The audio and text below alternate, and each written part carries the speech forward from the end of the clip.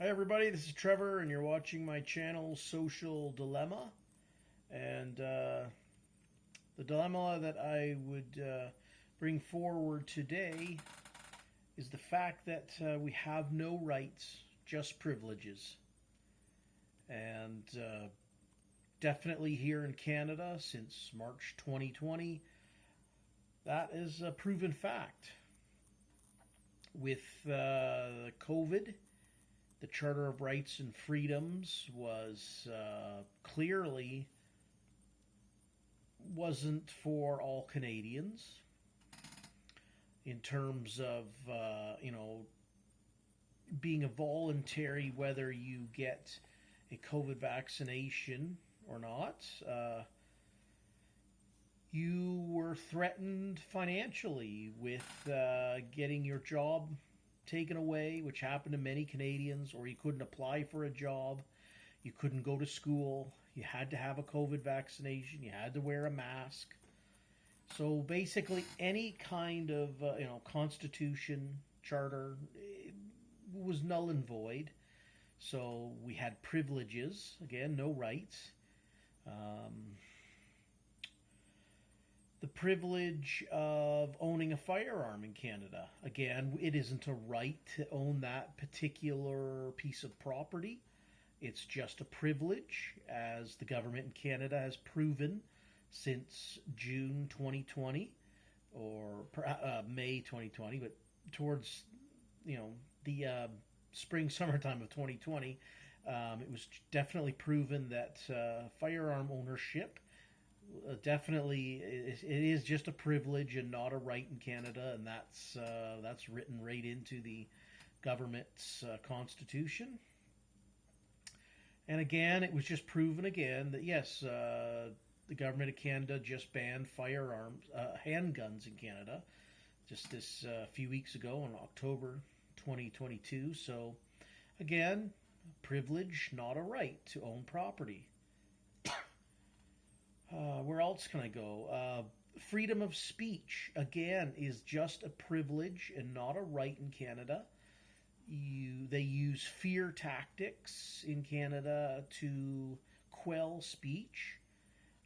Again, and the bill C11 here in Canada for internet censorship has passed.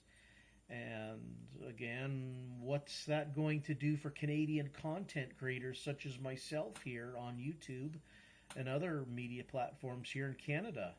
If I say something that the Canadian government doesn't like, I guess they will censor me. So again, it is a privilege and not a right to have free speech in Canada. What else? And I consider protesting a form of free speech. And here in Canada, ironically, in June 2020, I find it ironic that there were gun lobbying organizations here in Canada that formed a protest in Ottawa at Parliament Hill, protesting the government's ban on semi-auto rifles, and it went smoothly, which I knew it would, because law-abiding people who are firearms owners are good people. I was more counting on perhaps the public sector workers that come with firearms, that are armed with firearms, were going to maybe provoke something, but it went by and with no hitches. But again, that form of free speech, the protesting, it didn't do anything. Trudeau still went through and banned 1,500 AR styles of variants of rifles, semi-auto rifles. He banned them, and then just this past February 2022, the freedom of speech, and that is the right to protest, was squished by Trudeau invoking martial law, the War Measures Act, which is now called the Emergencies Act, but it's martial law, and it was martial law without the national-wide police and the paramilitary, which is police, and the military being called on every street corner across Canada. So it fell short of that, but basically martial law was called for people who had said enough is enough, and we would like to protest, and our freedom of speech was obviously nothing more than a privilege and not a right.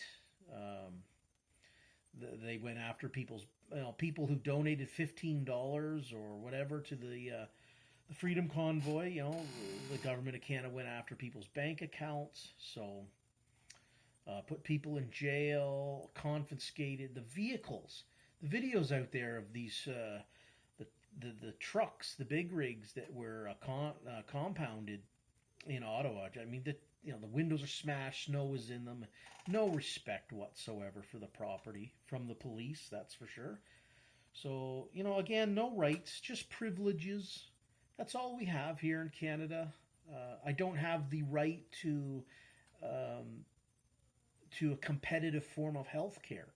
I have to accept what the government gives me. And if I don't, I suppose I could fly to the United States and pay, I don't know if my insurance covers and stuff like that. But, there's no right to health care in Canada. They say, oh, everyone has a right, but it's what the government says is the right form of health care for you. So again, it's just, it's not a right to health care. Education is, it's more of a privilege.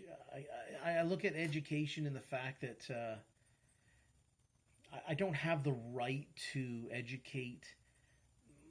We don't have the right to educate our kids how we see as a good way. There's no free market of education, really. It's, one size fits all, which does not work. So yeah, I mean, it's just another nail in the coffin. I think this again, the Bill C-11, the internet censorship here in Canada. So again, I guess it's just a privilege to be online. It's just a privilege to live in the socialist paradise of Canada, and that's what it is. It's complete socialism here in Canada. No rights. I don't, you don't, I don't know what else to say. No rights, just privileges here in Canada. That's all. No rights to own property. And even, it was David Lametti, the Attorney General of Canada, just this past June came out and said, you don't have property rights here in Canada, Just why do we continue down this path of a tiny, tiny dot of adults telling the giant throng of adults that live here in Canada how to live? I mean, in terms of freedom of speech, too, this is how we progress as a society.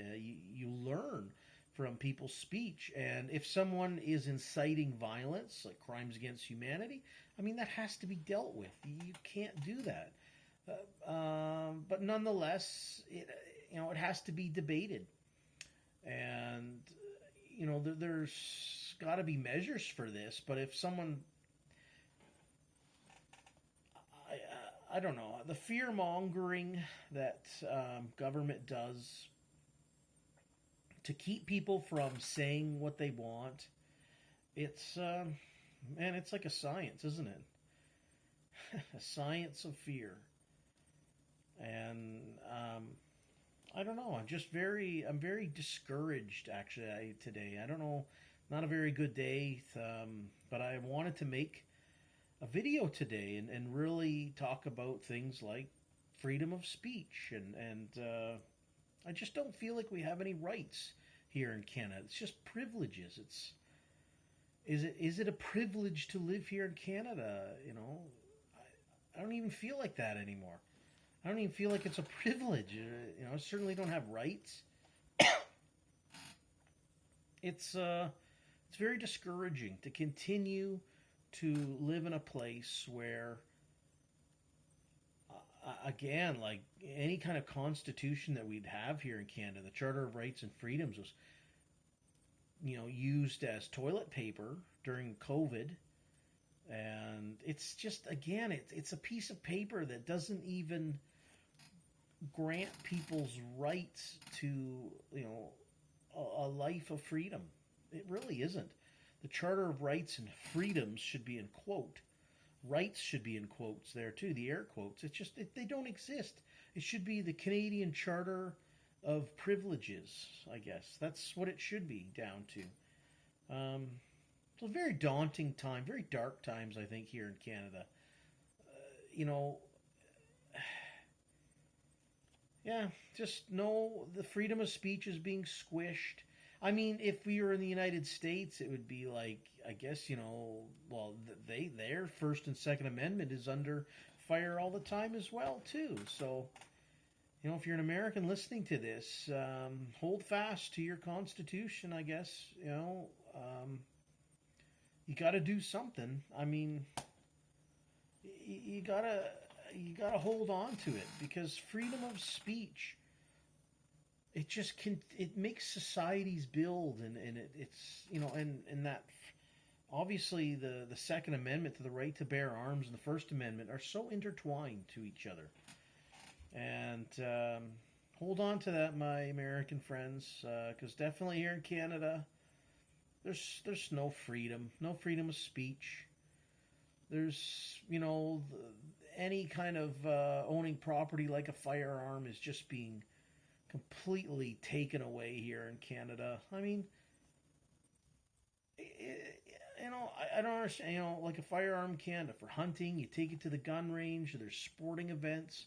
It's all being taken away. I mean, next thing you know, it'll be the hunting rifles that are being taken away here in Canada. Because again, it's just a privilege. It's not a right. So I don't know. I don't know what else to say. Like, just no rights, just privileges here in Canada. And again, the Bill C-11, it's complete anti-free speech. And very dark times and sad times here in Canada. So I'm going to leave it on that. I wish I had a bit more energy today, but I feel so discouraged with freedom of speech and our ability to own property in Canada just being taken away just at the stroke of a pen. And it's very, very daunting. But, you know, fall down 7 times, get up 8. You got to keep going. I got to keep talking about these things. And again, I appreciate everyone who likes and shares and subscribe. And, you know, please subscribe, hit the bell notification, and yeah, I'll try to put out I'll try to be a bit more. I'll try to be a bit more energetic over the next few videos here. I'm just feeling not sick, just drained of my natural born rights being squished, taken away, and I don't even think we have privileges anymore, even though they list what we have here in Canada as more privileges. But okay, all right. Try to stay free, and talk to you later, okay? Bye-bye.